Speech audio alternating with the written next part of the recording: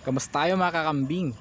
Ayan, naniniwala ba kayo na kapag meron kayong mga alagang kambing, hindi na kayo makakapagtanim ng gulay o mga halaman o yung hindi ka na makakapag vegetable garden?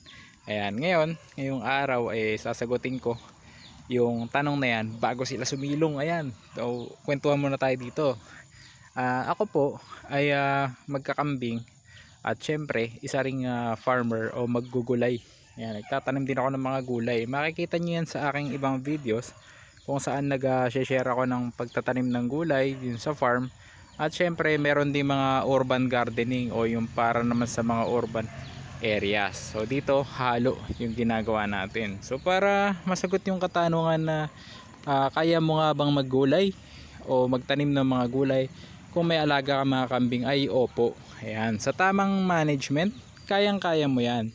Ayan, tulad ngayon bago ko sila paglinisin dito may mga tanim ako mga luya doon.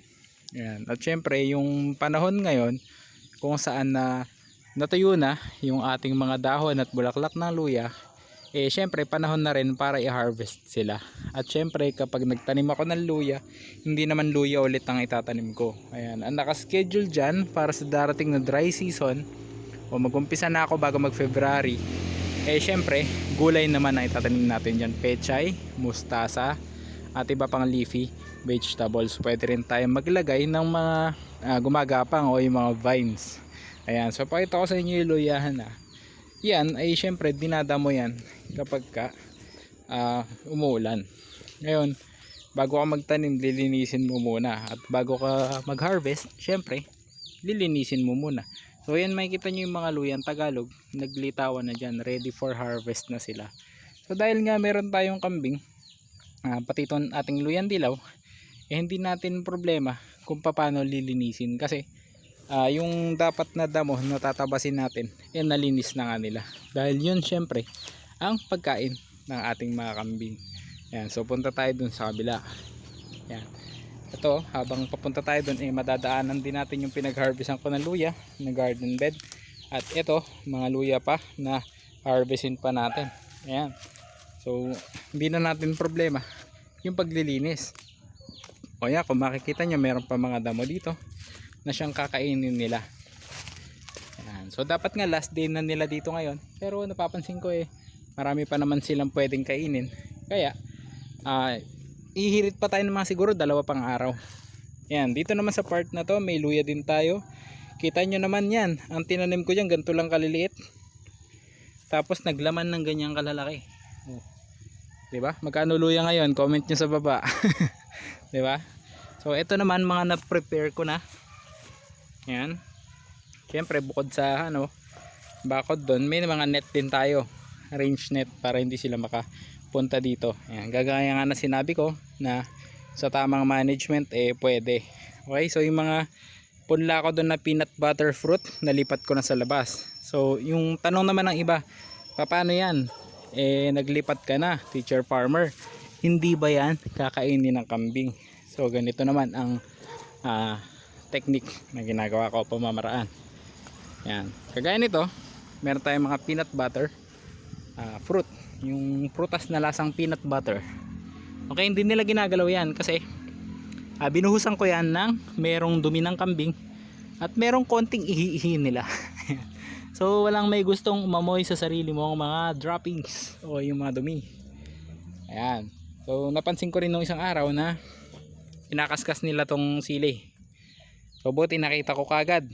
So pag pinabayaan mong ganon, mauubos nila yan. Kaya ang ginawa ko kagad, kuha ko ng dumi ng kambing at pinahid ko sa katawan.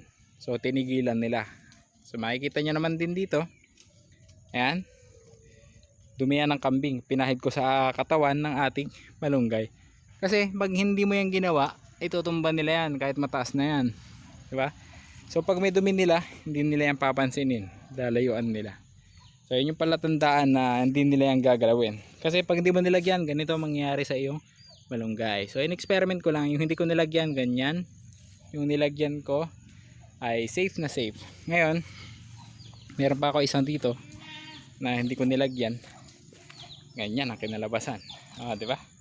So ito naman for the sake of para maipakita ko sa inyo yung magiging resulta kapag hindi mo pinoprotektahan ng iyong tanim laban sa iyong mga ibang alaga pagaya ng kambing.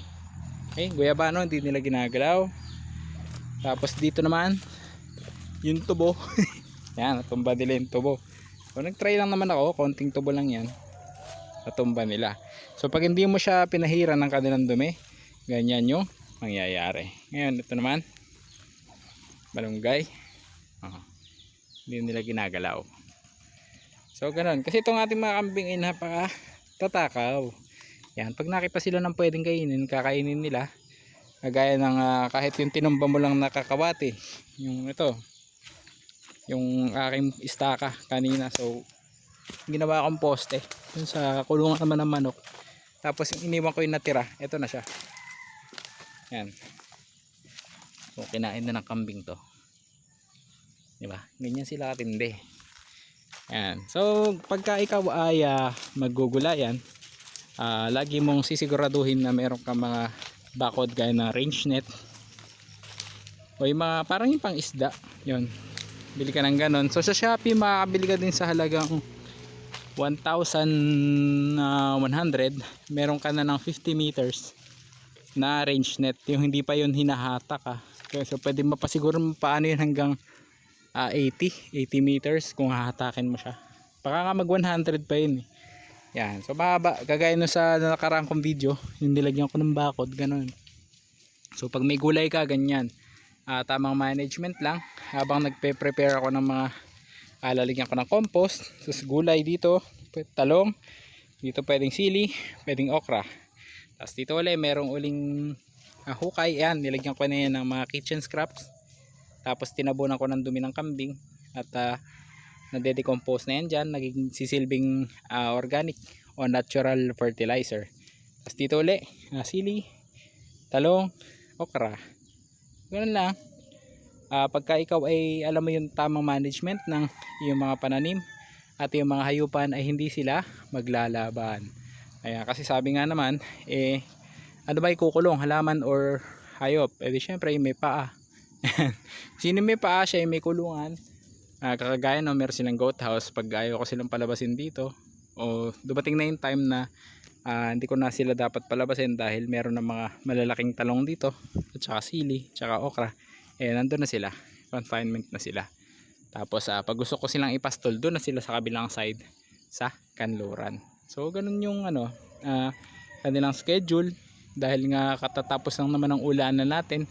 Kaya syempre para makatipid na rin ako sa grass cutter o sa gasolina at sa exposure sa usok ng grass cutter, kambing ang ating ginamit, natural pa.